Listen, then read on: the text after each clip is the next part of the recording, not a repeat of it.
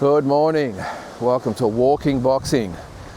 Sunday, September the 1st, 2024. Now it's the first day of spring, and you can probably notice around me it looks anything but spring. I've still got the jacket on, the beanie on.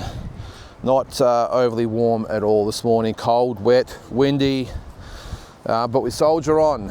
Neil wants his walk, and he's not going to be waiting around or worrying about the weather. So here we are, we're out and about. I've just got a couple of days before I'm off to Vegas. So what I thought I would do today is just to give a little bit of an insight in what it's like to actually go to Las Vegas for a big fight. So if you're like me and you're in your sort of late 40s, maybe early 50s, you probably know what I'm talking about as far as that golden era of boxing goes and how big it was back in Vegas. I know these days pretty much it's all in Vegas, I understand that, but for a young kid from here in Australia, you know, watching the boxing from afar back in the day as a young kid, I remember it was like the center of the universe was Las Vegas when it comes to boxing, that is. And I remember watching in 1982, probably the first fight of any magnitude that I'd seen. It was Larry Holmes and Jerry Cooney. I remember watching it on the TV. We didn't actually get a lot of fights over here, did we, in Australia? But I remember we got that one, and it went all day. I remember it was just awesome, and that sort of planned to see. Then, of course, we went into fights like Hagler Hearns, Hagler Leonard, then Mike Tyson came along, Julio Cesar Chavez. It just goes on and on. Now, I know after that there are obviously fighters like Roy Jones Jr. and all these types of guys that come along.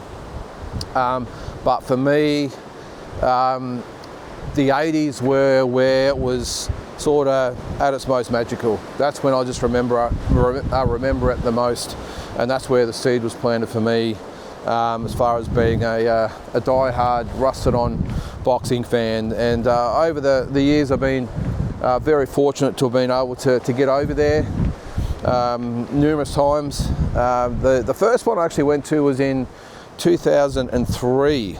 Now, it wasn't actually planned to go just there for the boxing, but I was over there on holiday with my wife Tara, and we'd done a little bit of jetting around. We'd never really had a real holiday, so we went over there, and I'd never been to Vegas, of course, so I said, we've got to get to Vegas. Part of the trip is we've got to get to Vegas, and I looked at the schedule in Las Vegas. I thought, well, surely there's got to be something on. So, sure enough, well, very lucky, Shane Mosley was actually fighting in Vegas. We're only there for 4 days, I think, but he just happened to be there, and very lucky to have him on. And I can't remember who he fought. It was a Mexican fighter. I was going to say his name was Raul Marquez, but that's not him. Might have been Lopez or whatever it was, but it only went 2.5 rounds. There was a head clash, and Shane Mosley and his opponent, I think it was a no contest from memory, or Shane won by technical knockout or whatever it was, but it was a bit of an anticlimax. But it was at the Mandalay Bay. It was just a highlight for me, because just to be in the foyer and around the traps to see, you know, the teams of the fighters, and I saw a couple of boxers that I recognised, so I was sort of in the moment, I suppose. Tara couldn't understand what all the fuss was about, but come on, buddy. But yeah, that was sort of the start of it. The first fight I actually went to, like legitimately just going there just to see the boxing, was in 2009. And I remember at the time, you know, it'd been a hard time at work, and there's a lot going on, and I can't remember the exact circumstances, but I was a little bit fried, and I just said to Tara, look, I wouldn't mind maybe getting away for a bit of a break, and how about this? And being the great wife that she is, she said just go. So it was very, very short notice. I planned my trip, jumped on a plane and went over to Las Vegas by myself for the Manny Pacquiao-Ricky Hatton fight. And I'd seen, well, Pacquiao I think was coming off the win over Oscar De La Hoya in such devastating fashion that was, and Ricky Hatton was a bit of a favourite, of course. He'd beaten our man Costa and had that fight with Mayweather a couple of years before. So jumped on a plane. I think I was only over there for about a week in total, and that included travelling time. So it was about, 4.5 to 5 days where I was actually in Vegas. But look, it was just amazing. I got over there. I stayed at the MGM Grand where the fight was. And I had no idea what was going on. I had no idea about the weigh-ins and the press conferences and the open workouts and all that sort of stuff that they do.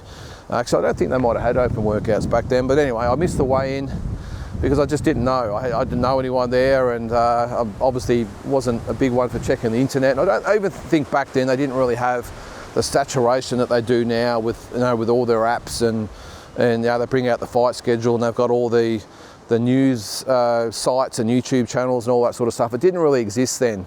I don't think anyway. Well, I didn't know, so I missed all that, but got to the fight, and just an amazing experience. And what was great about over there, the town was, or the city, was just taken over by the Brits. It was really good. Not so much for some of the other tourists, I suppose, because you know what the Brits are like. They come to play, as they say.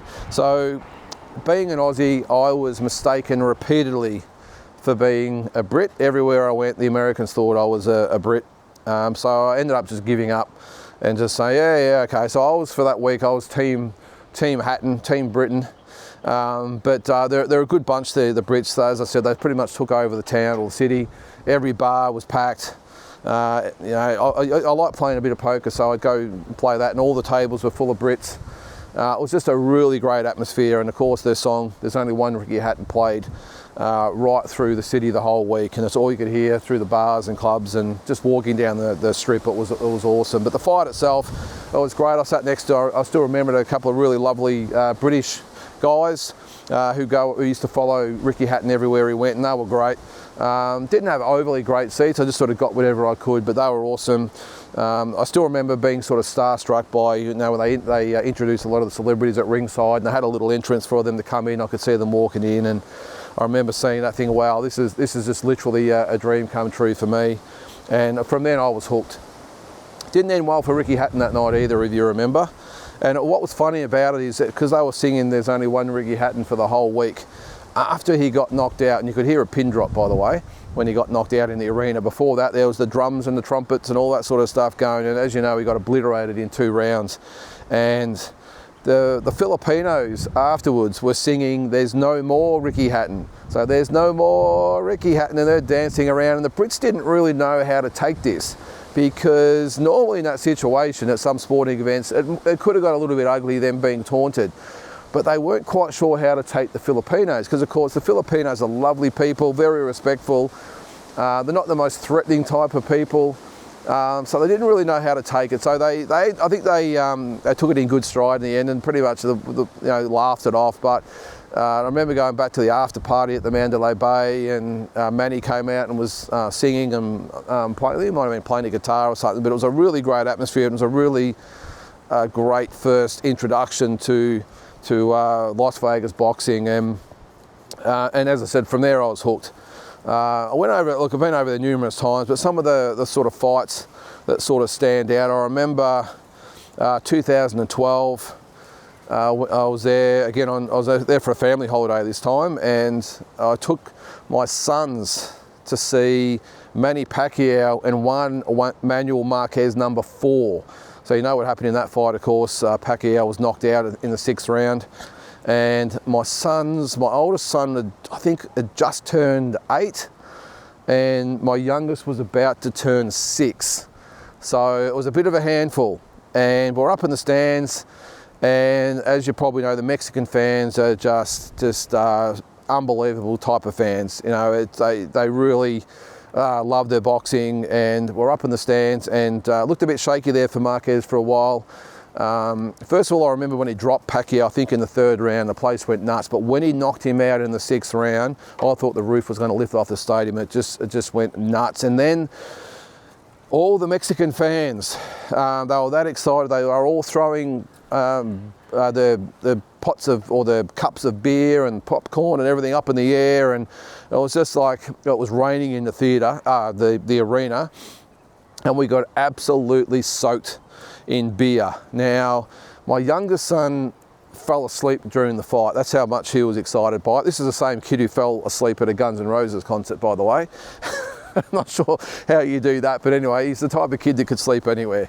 Might have been a bit young, let's face it. But so I'm trying to carry him out of the arena afterwards with the place going bananas. I've got him in my arms. I've got my son, my 8-year-old son, by the hand on the other side, trying to get through just a sea of people, all jumping up and down and carrying on right through the foyer and right through the casino part and out of the arena. It was pretty crazy, but it was fun. And we get home or back to the hotel and we're just absolutely drenched in beer, all of us. It was a great experience. But some of the other ones I've been to, I still remember probably the biggest fight I think would be the Mayweather-Canelo fight.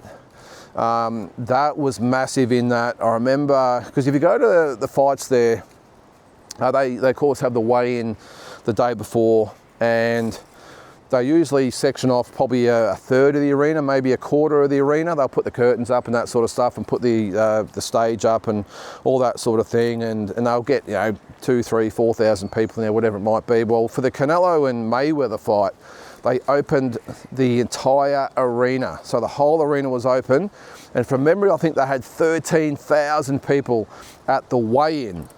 So the arena holds 16,000 on fight night. I think they had 13,000 there. They had to lock people out because they only had 13, of course, because they didn't have anyone on the floor. Well, not a lot on the floor anyway. So the fighters who normally just come out and normally just peer out behind a curtain and out they come, literally had to do a ring walk to get to the stage for the weigh-in. So they had the music, and it was like being on fight night, but it was a weigh-in. It was crazy. But I remember the atmosphere there, and the anticipation of that fight, it was just amazing. So that was probably the biggest fight I reckon I've been to. I remember seeing Will Tomlinson there too, saying good day to Will, and he's a friend of mine these days, so it was good that was probably my first time meeting him there, actually, just walking up the stairs. And I said, "G'day, Will, how are you?" And he was good, and as I said, we're still friends to this day, so that was great.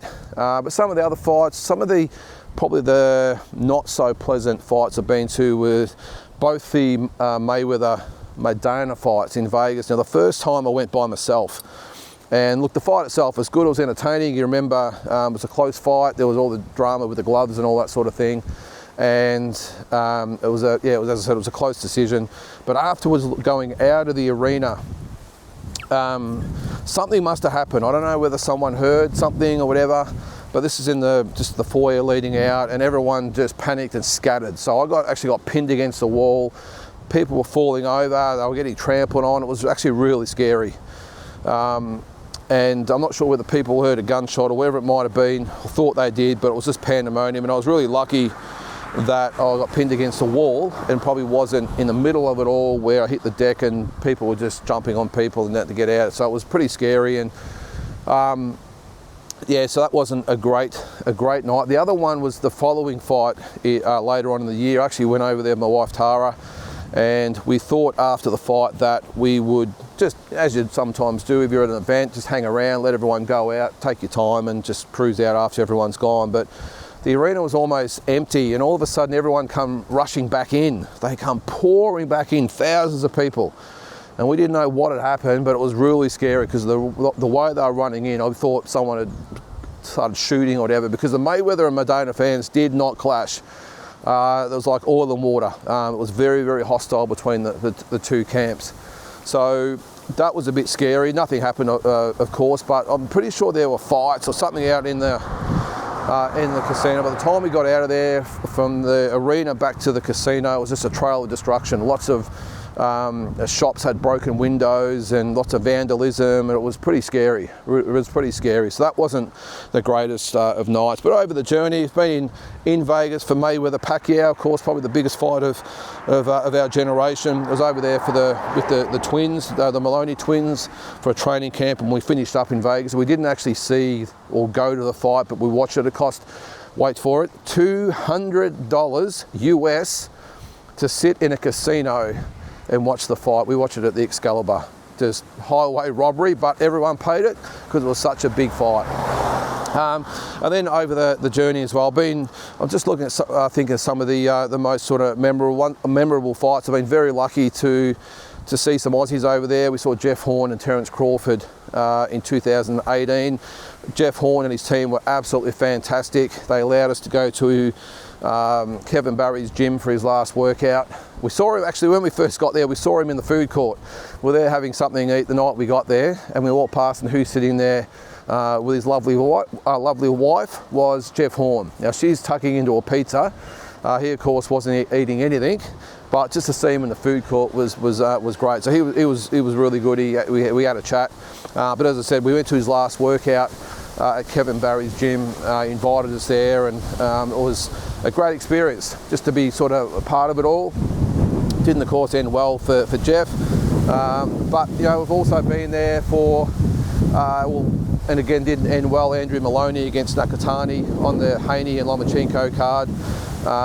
So that's been good seeing Aussies there, because when I remember being over there for some fights thinking, how good would this be to actually be here for Aussies? And I've been fortunate enough to see, as I said, Jeff and Andrew Maloney as well. So, and I think, who was it?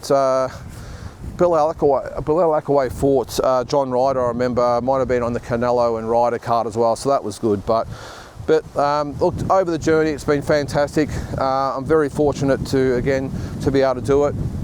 But I implore you, if you get a chance, just to do it, even if it's by yourself. Do what I did, just go. I guarantee you'll meet people over there and you'll have a ball. Whether it's probably the fight, I didn't actually explain what probably happens during the fight week too. I'll quickly describe that. Normally on the Tuesday they'll have the grand arrivals. This is for the bigger fights. So the grand arrivals, you go to the MGM, you pack into the foyer there, and they bring the fighters in and interview them on stage, and you can get really close to the fighters, and they're great. They'll always take photos and sign autographs and that sort of stuff, but a real good chance to get close to them. Then they'll do an open workout during the week. Normally just the undercard fighters though. You won't get the main event guys there. The press conferences, if you do your homework and you can hustle a bit, you can maybe get into the press conferences. I've been to quite a few of them, and then of course the weigh-in, which just really sets the tone for the fight night, which is awesome. The other thing they used to do, I remember, at the Hard Rock Casino, they used to have a fight night a night or two before the main fight, and that was great. It was called the Joint. It's now the hotel's been changed over to Virgin Australia now, so it's not the Hard Rock anymore, but they used to have fight nights at the Joint, and everyone was there. I remember seeing, you know, the Money team and Oscar De La Hoya. I met Vinny Pazienza there once. Just that type of night where you can get really close to the fighters. It's always good fights. They're always promoted by either Golden Boy or Top Rank, whatever it might be. So they're always good fights, or were good fights, and you could really get up close and personal to some of those fighters and celebrities that they sometimes get there, but because they might only have, you know, 1,000 people there, so it was pretty easy to get to them. But yeah, that's just some of the experiences there. I'm really looking forward to getting over there on Tuesday. I'll leave, so make sure you look out. There'll be no walking boxing, of course, but geez, what a day we've got here, eh?